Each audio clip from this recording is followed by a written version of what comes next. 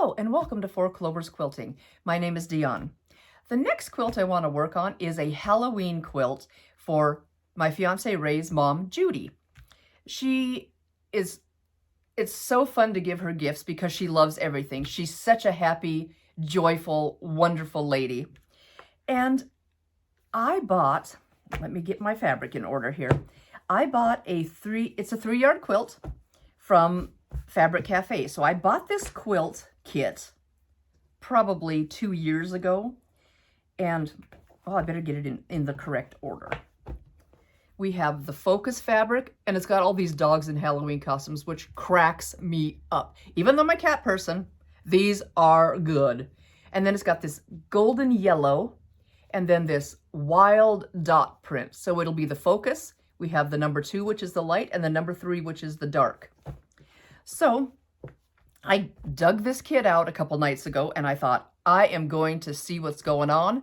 It's the middle of October, and Halloween's 2 weeks away. So I better bust this bad boy out. And I went looking through all my books because I've got a ton. I think I have 16 of these guys, the Fabric Cafe 3-yard quilt books, and they are fantastic. If you've never seen Fabric Cafe or know about their 3-yard quilts, what they do is you have 3 1-yard cuts, and you find a focus fabric you love, and you find 2 coordinating fabrics. You have the 3 fabrics together, and you're like, okay, how do I position these? So you take the focus fabric out. What you're left with are 2 pieces, and hopefully there's some contrast between them. The lightest one is fabric 2, the darkest one is fabric number 3. And you just follow the directions in the book. You cut the number 1 fabric, you cut the number 2 fabric, you cut the number 3 fabric. It is just cool. So I picked, and it works every time. You have a light, a dark, a focus. It's just fantastic. So the quilt that I think I'm going to do is called Garden Path. It is from the Fast and Fun 3-yard quilt book. And have I done anything in this book yet? No, I think this will be the first one. So yay, that's kind of fun. And you get 8 quilts in each book that are 3-yard quilts. 1, 2, 3, you're done. It is fantastic. This is what the Garden Path quilt looks like. Let's get that up there. What we have is a big focus fabric block, and it shows you down here the focus fabric, the number 2, or number 1 is focus, number 2 and number 3, the light and the dark. And here we've got in this focus fabric, these big blocks, that is where these hounds are gonna go. And I wanted one that had a fairly big block because, I mean, they're a smaller scale, but I wanted a lot of those bad boys to show. They are super cute. So this is gonna be in the number 1 spot, which is this big block. And it's kind of hard to see because these are kind of close, but this big block that dances right over the top of the quilt. Then the number 2 fabric in the kit was this yellowy gold. And if you've watched my channel for any amount of time, yellow is my least favorite color in the world. So I thought I might use this as an accent border because all of this, where this light color, that would be all yellow, and that's just too much yellow for this chick.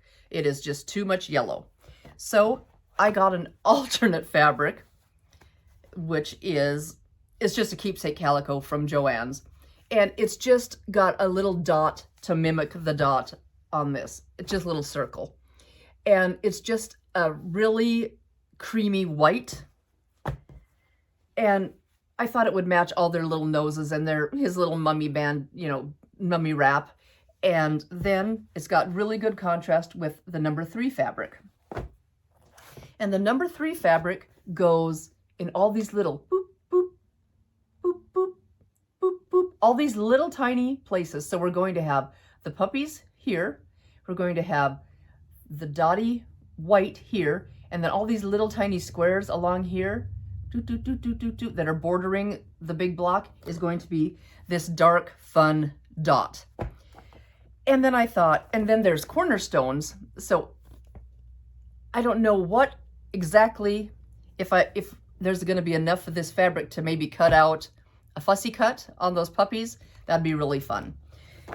And then maybe I'll do a little border or something with this, because it does go good with it. You know, it pulls out the little bit of yellow. It would brighten it up a little bit. So I'll try to incorporate that even in a cornerstone. I'll try to incorporate that in there somewhere. I just didn't need that much yellow. It's not for me, but still, I don't want to sew all that yellow. Ew. Just kidding. Sorry to everybody who loves yellow. I know so many people who yellow is their favorite color. I mean, it is bright and fun and happy, but you know, black's my favorite color. So I'm a little weird. But anyway, this is the pattern I want to do. Garden Path from the Fast and Fun 3-Yard Quilts book. And let me go get these ironed up and cut out, and we'll get moving on it. I forgot to tell you what the fabrics were for this quilt. The Garden Path has 3 fabrics, and the focus fabric in mine is this little guy. I've got all the pieces cut, yay! Except for the backing and the cornerstones, because I want to make sure that I don't goof up something in the sewing. And I'm going to try to fussy cut little hounds for the cornerstones. So this fabric is called, this is cute, it's called Halloween by Casey Krimmel, or Krimmel, I'm not sure, Michael Miller Fabrics.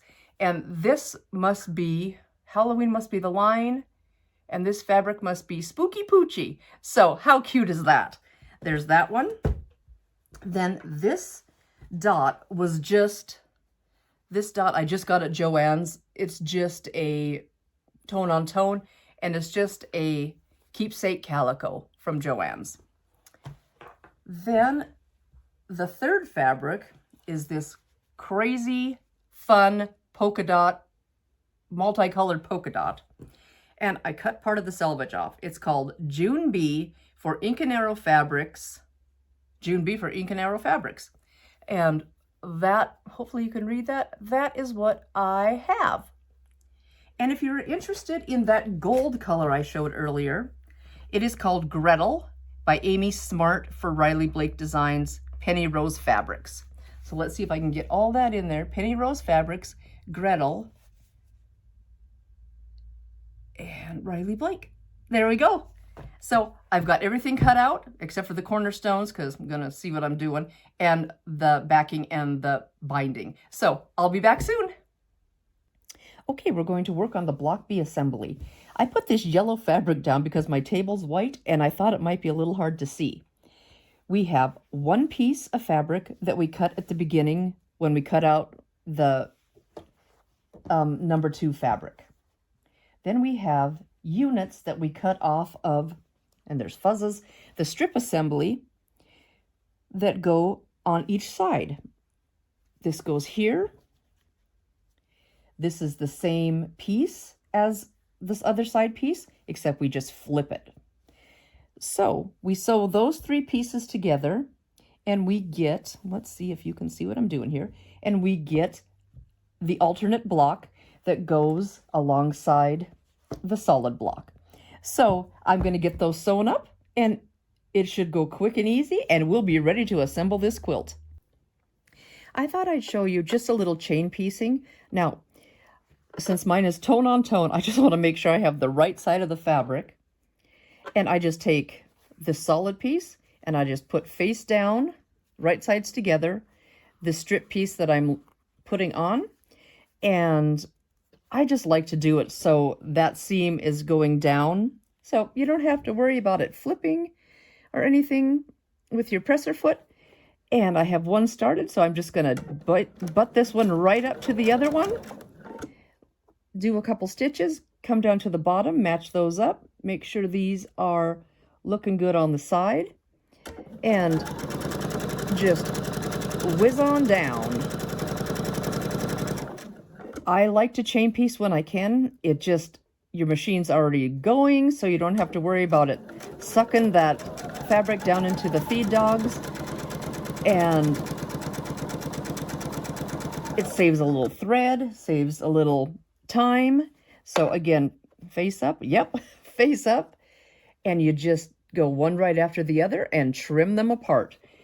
Just trim those strings in between apart, and it just works slick as a whistle.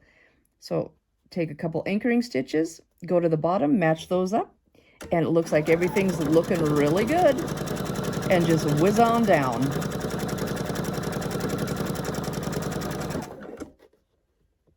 There we go.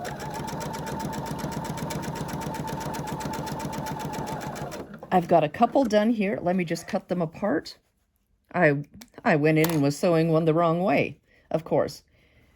I had right side, is that right? Yeah, right side to wrong side. That wasn't going to work.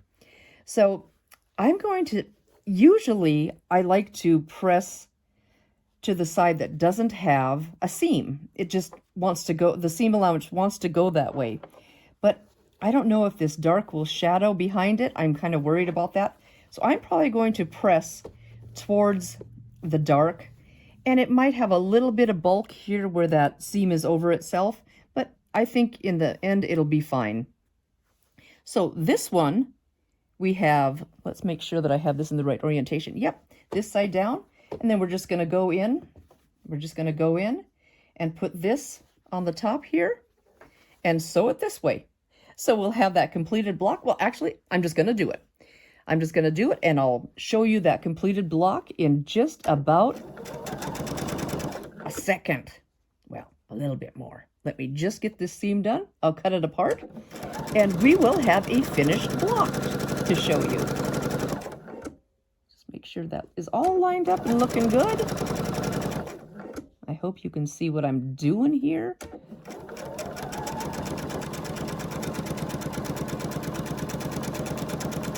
I'm going to cut my thread and cut this apart off the chain. And this is what the completed block looks like. It is super cute. So I'm going to just press the seam allowance that way and this way towards this darker fabric so there's no shadowing in the white. So I'm going to finish these up and I'll be right back. I've got the first 2 rows ready to go.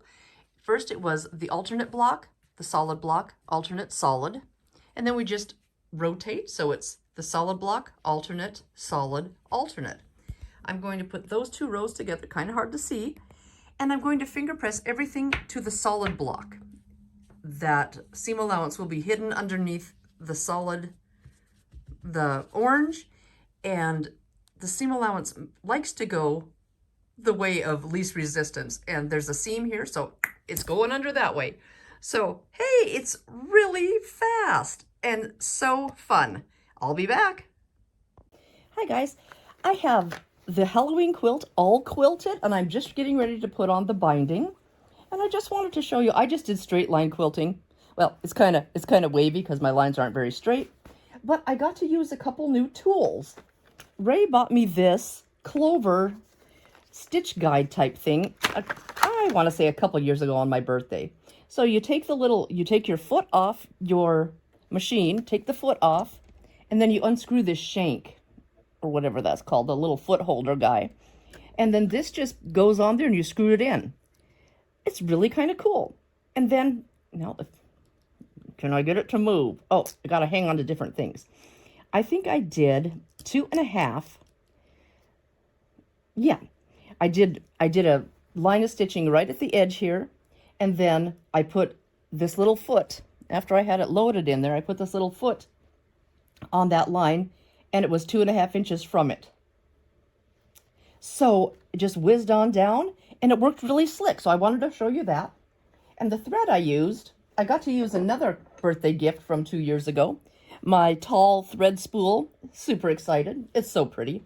Ray got that for me, along with this one year. I believe it was 2 years ago, and I think they came together, or he bought them in conjunction with each other. And then I used this variegated thread that I thought was really fun. I had a big spool of it, popped it on that bad boy, and away we went. So you can maybe see my variegated stitches, and it's just kind of fun.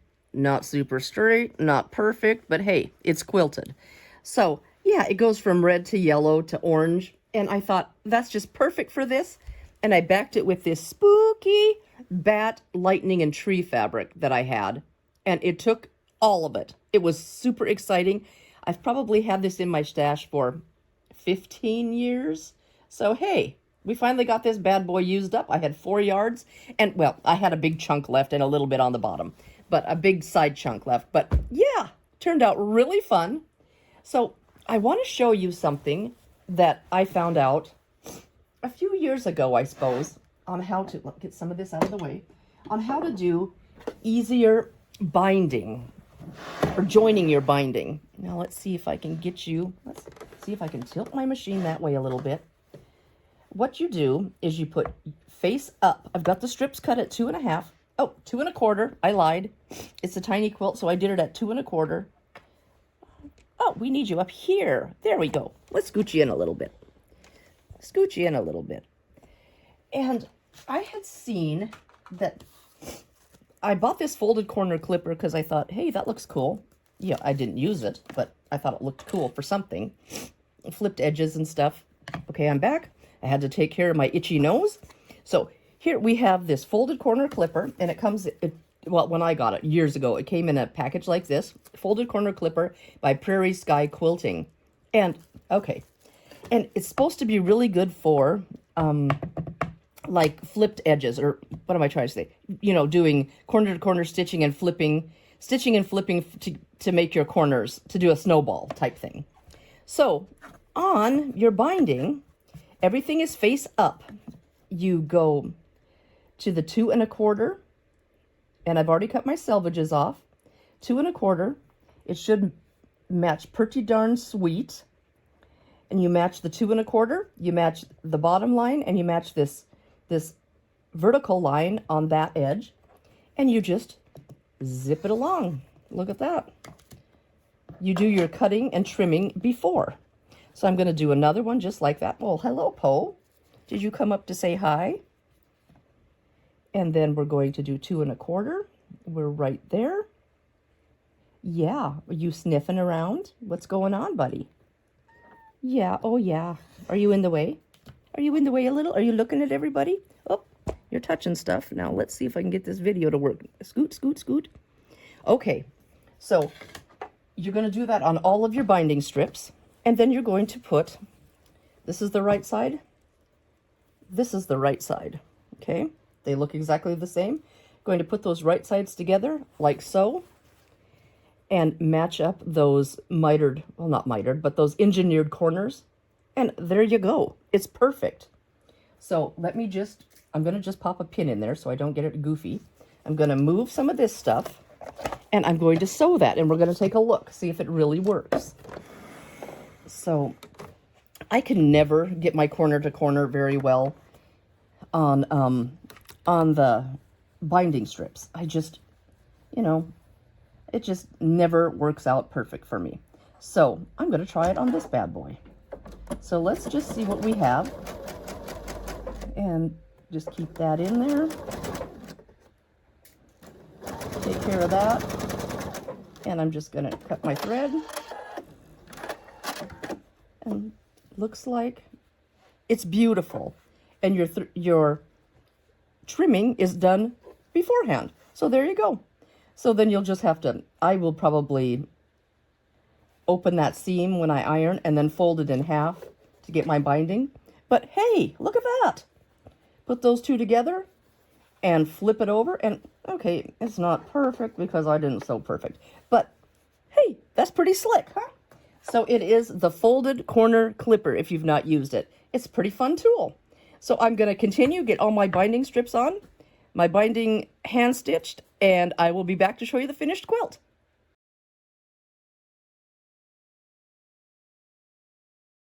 As you can see, I have the garden path quilt finished behind me. It's completely done with the backing and binding. Yay! I feel like I'm whipping them out every once in a while. Well, it's just a week from Halloween, so I want Judy to have this for Halloween. So I'm going to drive out to her house today and give that to her. So hopefully she can enjoy it for a week, and it's Halloween every day at my house. So this was super fun. I think this was one of the most fun and easy, quick quilts I've ever done. It was so satisfying. garden path from Fabric Cafe, and it is just perfect. I added this tiny border, and I think it's 1.5 inch border, and then I added this 2.5 inch border, and everything else was the same. And it turned out to be 49 by 67, I believe. And I kind of fibbed you a little earlier because I said I was going to hand bind it. Well, I have never machine bound a quilt. And, you know, this was my first one. And Judy's a perfect person because she loves everything. So I tried it. It is not perfect. I think next time I'll do what I'm going to do invisible thread because I don't know what I'm doing. I'm just flipping around and flopping and flipping. And so it doesn't look perfect, but it's done. It's complete. You know, what does Jenny Doan say? Finished is better than perfect. So I'm going with that today. Oh, you guys, thank you so much for coming along on this journey with me today. It was so much fun. And I hope you try it. Let me get out of the way and I'll let you take a little closer peek. Here is a little bit closer peek at the Garden Path quilt. I did do a fussy cut of those little hounds in the corner. It was super fun. And they're so cute with their little Halloween suits on. Let's get in there so you can see them. A wizard, a bat, a mummy, a superhero, I think that is, a witch, a Dracula, a pumpkin, just absolutely the cutest. And here we go. My straight line quilting is kind of wavy quilting, but hey, you know, it's done. So look at that. We have a finished quilt. Oh, and I wanted to show you the back. I did this. Oh man, I'm in the mirror. We don't need to see that. I did this really fun bat tree lightning fabric that I've had in my stash forever. So there we go, you guys. Thank you guys so much for coming along on this Garden Path quilt journey with me today. A finished quilt. Hey, that's pretty fun. You guys, I am so, so thankful. There are so many things that you could be watching on YouTube and that you take a little time out of your day to hang with me. I love it. Thank you so much. Please stay happy, stay healthy, stay creative. This is Diahn at 4 Clovers Quilting. See you soon. Bye-bye.